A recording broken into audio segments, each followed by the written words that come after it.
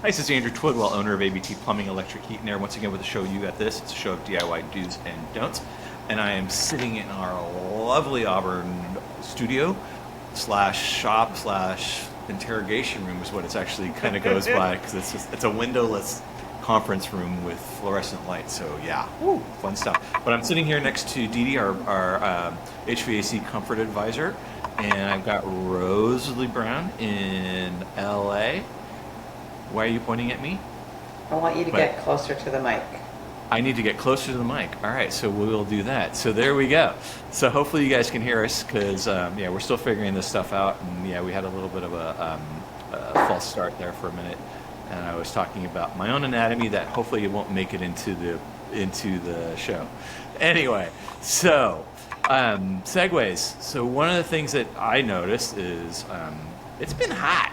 It's been really hot lately. I know it was close to 100 degrees yesterday. We're recording this on Wednesday, and it's going to be cooler today, but by the time this airs, it's going to be hot again. So HVAC has been on our minds a lot lately, because if you don't have air conditioning and you live anywhere below, like, I don't know, Banner Mountain, it seems right now, you're going to need it. And even Banner Mountain's been in the 90s, if I'm not mistaken. Yep. So it's been... we're finally seeing summer, so I don't know how's your experience been with the heat. Yeah. And now that you moved off Banner Mountain like me down into a lower elevation, it is like I don't miss the snow, but man, yeah. I mean, oh, seriously, the heat like, is brutal. I don't love the heat. My body does not love the heat, and put a new system in a couple years ago, and that was such a game changer. Because it has been like the surface of the sun outside. Yeah. Like, it has been so hot. Yeah. Yeah. And people are very grumpy when it gets hot. So Yeah, we even tried to get away. We were up in Sardine Lakes area. Oh yeah. And it was in the 90s up there, man. Yeah. It was brutally hot up there. Yeah. We did manage to get some hikes in, but it was, well, maybe not 90s, but it was high 80s. It was definitely warm, because it was 104 at my house. Yeah. So yeah. it's, and that's, I mean, Auburn was like Roseville. Oh my God, I went to Roseville, it was 108. Yeah. It's like, no, thank you. My car was like, U-turn. Go back up to elevation. Yeah. Fortunately, we're not Phoenix, where they've been experiencing 110 degree temperatures for like the past month, it seems. Where temperatures over 110 degrees. So yeah, it's been an interesting year. So yeah, for sure. So some of the things that we've been conversations we've been having with customers who are looking to, upgrade systems and or replace systems. Mini splits have been coming up quite a bit, and there's some fantastic things about mini splits. A lot of pros, and there's some cons depending on what your application is. Yeah, what is a mini split? So a mini split it's a heat pump, so it's electric heating and electric air conditioning. There's many different versions. The most common version that people will see is like a head unit that's like 3 feet by 12 inches deep. And if you're watching this on video, there we go. Right there. We've got a mini split system in our office. So yeah, I had one at my old house up on Banner. So they do work very well, especially if, as with my old house, you have a situation where there's no attic space, there's no crawl space at all. Putting ductwork in is not an option. Mini splits are a fantastic solve.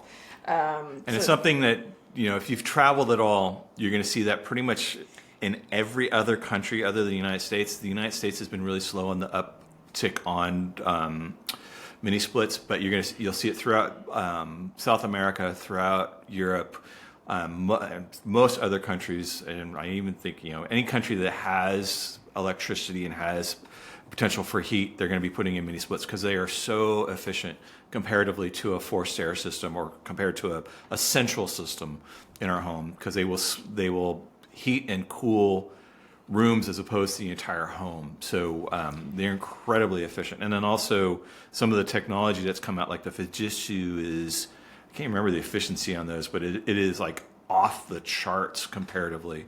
And one thing, I'm kind of get into the weeds about how these things actually work. So a mini split, it is an air conditioner essentially, but there's a switch in there that we can flip and actually turn into a heater. So only thing that an air conditioner does is move heat. The cold, where there's really no such thing as cold. Cold is actually just an absence of heat. So what we do is, through thermodynamics, is we extract the heat out of our house and dump it outside. That's all we're doing, is pulling the heat and putting it outside. All we're doing when we're trying to heat the house with a mini split is take the heat from outside and bring it inside. And people are like, well, it's cold outside. How can you get heat if it's 40 degrees outside and I want my inside of my house to be 72? There is enough heat outside to be extracted even at 40, even at 30. We've got systems now that are working at 20 degrees. It will pull enough heat from outside, and there's heat everywhere, right? Because there's no such thing as absolute cold, right? There's always a little, unless you get into space, there's always a little bit of heat to be extracted. And so these systems are so efficient, they can actually extract heat when it is down to like 20 degrees, depending on the system. Ideally, below anything above 40 is great, but we can pull heat from outside and heat the home with it. So it's kind of an amazing thing. So anyway, I just want to kind of get into the weeds a little bit about that, because some people kind of go like, well, how can I heat my house with an air conditioner? And how can I heat my house if you're just moving heat and it's cold outside? It can actually extract enough heat and concentrate it into our house. And that's really what it's doing, is just concentrating that heat into our house and heating our home. But anyway. Yes. Yeah. And so up here in the foothills, historic towns, Grass Valley, Nevada City, we have a lot of old Victorians that, when they were built in the 1800s, obviously there was no ductwork and air conditioning going on. So we do a lot of mini splits in those scenarios. Granny units, shops. We have a lot of builders up here that will have a shop area, and we'll put a mini split in there, and it allows them to work throughout the day, especially like when you're in Penn Valley, Grass Valley, Auburn, and it's like those of you with hangars too. We can cool your hangar. Yeah. I mean, up at the airport, which they work great for those kind of facilities. Yeah. Correct. So they work really well. I will say, for people that have ducted systems now, we sell. One of the disadvantages to mini splits is any of the mini split manufacturers have a 10-year warranty, whereas we sell brands that can do lifetime replacement on equipment. So I think that's one of the benefits to staying with your ducted system if you already have that for your forced air. What are some other benefits of staying with a ducted system? Yeah, and you're going to have that conditioned air in every room that has a register. Whereas with mini splits, you're kind of designating head units in the rooms you need to have conditioned air. So, there's pros and cons. And I'm going to kind of dovetail on that. So one of the things too, like, if you've already got a system, you've got a heating and air system installed already, there's a certain, you're not going to, the installation, if we were to come in and rip out your ducted system and install a mini split system, the metrics really don't work there so well. Like, the numbers don't really work. It's going to cost you significantly more to do that than it would for us to simply replace the equipment that's existing and doing some work on the existing duct work. So that's kind of where we get into, like, should you change to a mini split from a forced air system, or should you stay with your forced air system? The majority of the time, if you've already got a system there, stick with it. If you don't have any system and you've got a home that has never had one, it's something to entertain, to having installed of a mini split. Even if you do have those spaces, an attic or a crawl space, depending on what kind of comfort level you're looking for. If I've got a 5,000 square foot house that's got multiple rooms, and I've got easy access for both floors, upstairs and downstairs, I might actually go with a forced air system from the get-go, because it's going to be more cost effective than, say, putting in multiple heads and multiple mini split condensers on the outside of the house. But if I've got a house that's like, a 2-bedroom, 1 bath, and I even have a crawl space. It actually might make sense to just put in mini splits because I can do that with 2 heads and 1 condensing unit. And where it's going to, it actually probably going to save you money comparatively to us putting in a forced air system. Not only is it going to save you money up front, but it's going to save you money in the long run as well. So, there is pros and cons, but really each situation is going to determine whether or not we're going to install it, a mini split or something, right? Yes, correct. And something to be aware of, you will find mini split equipment online, and think, man. oh, that's a really good deal, and it seems relatively inexpensive. And that quality is not the same as what your HVAC contractor is going to install. The warranties are not the same. The performance is not going to be the same. As well. By far. Yeah, like, I mean, there are some companies out there on Amazon that you can get a mini split system for hundreds of dollars, and I'm just going to be upfront. You're not going to be pleased with it. I mean, if you're installing it in your RV or something like that, or your tiny home or something where you think it's going to be there for 5 or 10 years, and you're not too worried about the efficiency because you're only talking about heating and cooling maybe 300 to 500 square feet. You might look at that. But if you've got a home that's got 1,000 square feet or 1,200 square feet, and you want a system that's going to work for more than 5 to 10 years, which we hope you want to work for. We see systems that are older than 20 years old that look great. That are working perfectly fine if they maintained them well. You're not going to want to go with this off-brand. Dare I say, some of the ones that come out of a certain republic country. They're really inexpensive. They're not really manufactured very well. You're going to want to look at something that's, we actually have mini splits that are made in the United States. They're actually made in Texas. So we can actually get you an American-made system that it's going to cost you a little bit more up front, but let's face it, you get what you pay for. It's going to be 2 or 3 times as expensive, but it's going to last you 2 or 3 times as long and save you money in the long run in energy costs.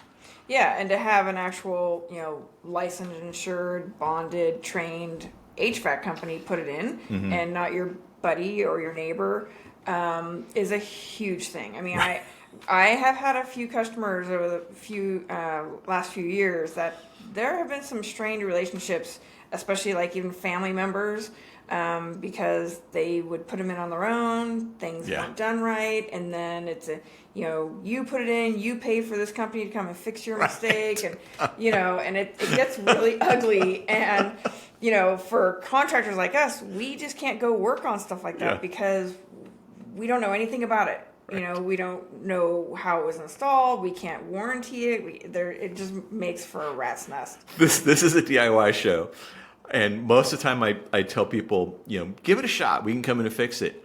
If you install your own mini split system, you're going to be hard pressed to find a company that's going to want to come in and work on it without replacing the entire system. Yeah. Only because of the fact that we're not the only company that's had these issues. Like, I talked to many of my friends that own companies locally and afar that they just won't even touch somebody else's installed equipment because they'll go in and we get the calls where, can you just come in and charge the system, which means evacuating the system and putting in refrigerant, and somebody has already installed all the line set, all the copper lines that go to the equipment, and we didn't install it. We don't know if it's going to work. And then we've had situations where customers have said, well, you have to come back out here because there's a leak and you have to do it for free.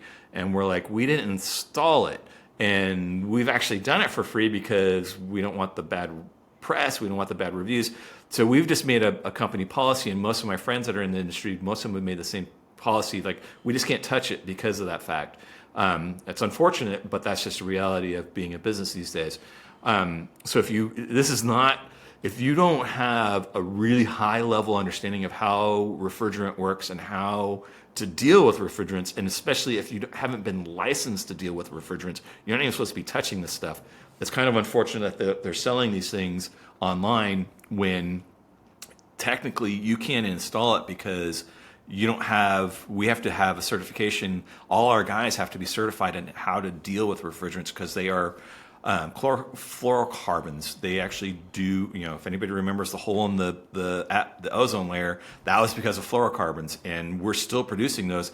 Granted, they're a lot they have a lot less chance of putting any holes in our ozone layer anymore, but they're still a regulated substance, and we want to make sure that we treat them as such and not just vent them out to atmosphere, which unfortunately a lot of people do when they don't know what they're doing. So yeah, I didn't really want to go there, but we went there. We went there, and it's just, I mean, but I think it's better to be kind of upfront about that, because you can save a lot of headache and stress for people out there that are listening to this show who may be trying to go down that road and go, oh wait, I want service. It seems like a good idea. I could do it for $1,000, and these guys are telling me it's going to be $3,000 to $7,000 or $8,000, but there's a reason for it. You're not, you're going to get what you pay for, and unfortunately, you're not going to really find any reputable companies. There may be a chuck in a truck out there that's willing to go in there and mess with it for you, but don't expect them to back their warranty either, because we can't, because of the fact that you already installed it. But anyway, back to the benefits and the pros and cons of them. So so you're isolating like kind of zones, if you will. We just installed one for a lady who had an extension put on her home for a craft room, and there wasn't a way to extend ductwork into that area. So we put in a new mini split, and it's great because then, when she's out there and nobody's in the main house, she's not running a whole system to heat and cool that when she's not in there. And she can set it at her temperature, and there's a little discrepancy between her and her husband's comfort level. Yeah. So and then that kind of dovetails. If you guys any of you that listen to the show regularly, we had DeeDee on 2 weeks ago, and we talked about shutting registers and how that really doesn't do any good for saving you energy. With the mini split system, we're not shutting registers. It's literally a forced air unit inside the room. So when we turn that off, it's off. It's not consuming any energy. So that is a truly zoned system. So you can condition a room whatever your comfort level is. Like you were saying with that particular client, that I'm the same way. My wife likes it a lot hotter than I do. Yeah. And she doesn't like any wind either. I can't open windows around her. But anyway, that's a whole other thing. And so you can, the zoning aspect of that and individual needs is really great. They are very efficient, as are, the newer heat pump systems that are coming out. The efficiencies are fantastic. You can also, there are federal tax rebates for specific brands and models. So know that, up to $2,000. If you're kind of kicking around, changing out your system or upgrading your system, that's a big thing to know, especially here in California, Arizona, where we're going away from gas. That's a big deal. So, and then for those of you listening that do have a mini split already, please remember to either have an HVAC company service it, or you yourself please clean the filters that are up in the head unit. Causes a lot of damage when those aren't clean. So just like in any piece of equipment, you got to change the filters, whether it's your car or your HVAC system. Yeah. Who was I talking to you? Because I can't remember. I remembered a story where somebody didn't even know there was a filter, and they'd ran it for like 3 years. Oh yeah, no, we've had like multiples of these in the past 3 weeks. Yeah. Yeah. Unfortunately, not all contractors are the same. I'm not going to name names, but we try to do our best to educate our clients on how to use the equipment, and a lot of the companies out there don't necessarily educate the customer to let them know that they should be changing the filter in their equipment, whether whatever it is, a water filter, air conditioning, mini split, you got to change the filters, and there is literally a filter inside that head unit. It's a little itty bitty thing. It looks like it's just a piece of mesh, but it catches dust. And if its purpose is, again, with most HVAC systems, the filter is not there to give you cleaner air. It is there to keep the system cleaner than it would be without. Because AC or a mini split is the same as a coil and a regular heating and air system. We want to make sure that coil is clean and free of debris, because any bit of buildup, whether that's oils or lint or pet hair or dander, is going to impede that transfer of heat, whether we're taking heat out of the room or putting heat inside the room. It's going to decrease the efficiency dramatically, up to 20%, if I'm not mistaken. Yeah, easily. And that, I think 20% was just with a film that you couldn't even see. Yeah. So not only should you be changing the filter, but you should be having a licensed contractor come out and inspect that system to make sure that it's actually clean, because we've got cleaners that will clean that coil, will clean that head unit to make sure that there aren't those layers of film and dirt and dander and stuff. And even like ours, we even guarantee it to the point where, like, if you don't save, like if we do a HVAC cleaning at the beginning of the season, if you don't save that amount of energy throughout that year, we'll give you your money back. We are that determined, or we're that confident that you're going to save money on that cleaning, that we really push it. So it's kind of a no-brainer. It's like changing the fuel filter. Well, that's even more important than that. I can't even find an analogy of it that would, because you're saving money. It's not just it's not just keeping it. It's not just saving it from intimate destruction or failure. It's also saving you money on energy. Yeah, it's kind of like towing a 40-foot trailer behind your car all the time. It's just your car's working so much harder. It's using so much more fuel. Right. It's just not being efficient. Yeah. That's a big deal. So we got like another minute or so. Actually, no, we got a couple more minutes because we went a little long on the intro. So we got 2 minutes. So what are some of the other kind of things? What would be some of the good places that somebody would think about installing a mini split? What would be a good application? More recent, we've put them in barns. We have a couple of big, what I would call like show barns here in the county. And we've been putting mini splits in the barns to keep animals cooler. We've done. If you got a she shed or a he shed that you out in the back 40 that you want to have like your little getaway, your office or your studio or just a place to hang out, we can condition that space pretty easily. Yeah, even barbecue, like outdoor kitchens, even though they're open, it's kind of like having a mister, but way more functional. Instead of having like those big tall propane heaters, mini splits heat and cool, just turn that on to your heater and it makes a big difference. Yeah. Those have been some kind of interesting applications. We've been doing some art studios. There's some, really, if there's a wall, we can put it on, we can make it happen. So if you have any questions or concerns or necessity of these, or if you even just want to kind of look into the possibility, give us a call and we can send DeeDee out and kind of give you some ideas of whether there's, what application or what product is going to work best, because mini splits have their place. They're not going to be perfect in every place, and a forced air system or a split system isn't going to be isn't perfect for every place, and a package unit isn't perfect for every place. So there's some nuances with all these types of systems, and we can kind of come in and help you kind of figure out what's going to work best.